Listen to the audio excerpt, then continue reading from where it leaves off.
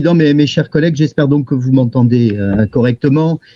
Quelques mots de propos liminaires pour le groupe Gironde d'Avenir. Évidemment, une rentrée marquée par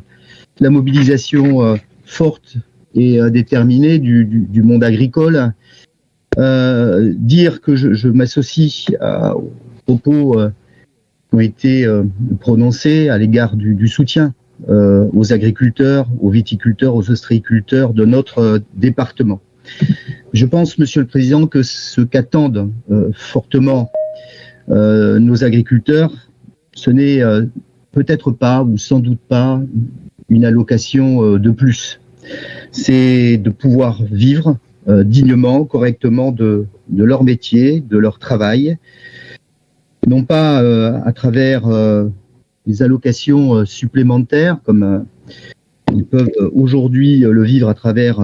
les paperasseries et les tracasseries de la PAC, mais bien que la filière agricole dans son ensemble, et l'enjeu est européen, à défaut aussi d'être mondial, que la filière puisse trouver les voies et moyens d'allocation de valeur plus respectueuses de ceux qui produisent. Parce que je pense que la difficulté de nos agriculteurs repose sur la structuration des filières agricoles, de la distribution des produits agricoles, et par le fait, et nous le voyons bien avec la mise en place des circuits courts, qu'un certain nombre d'entre eux ne sont pas aujourd'hui rémunérés à la hauteur du travail qui est le leur. Et donc c'est la question forte du partage de la valeur qui est posée. Cette question de partage de la valeur pour nos agriculteurs, elle touche évidemment très fortement les territoires ruraux de notre Gironde, parce que derrière la bonne santé de l'agriculture, de la viticulture, de l'ostréiculture, c'est toute une chaîne et tout un écosystème local qui est en jeu. Et cet écosystème, il est évidemment au cœur des priorités du département et il devra le rester. À l'heure où nous présenterons aujourd'hui les orientations budgétaires du département, à l'aune de la prochain vote sur le budget du département, il nous faudra être extrêmement attentifs aux arbitrages qui seront rendus. Arbitrages qui doivent tenir compte fortement des fragilités qui sont manifestées à travers la crise agricole, mais qui induisent aussi une forme de crise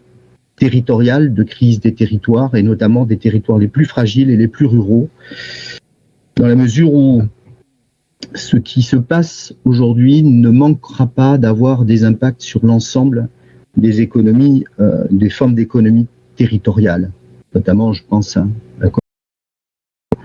des commerçants et au rôle des collectivités locales, du bloc communal ou intercommunal. Je veux donc redire ici à quel point le groupe Gironde d'Avenir sera attentif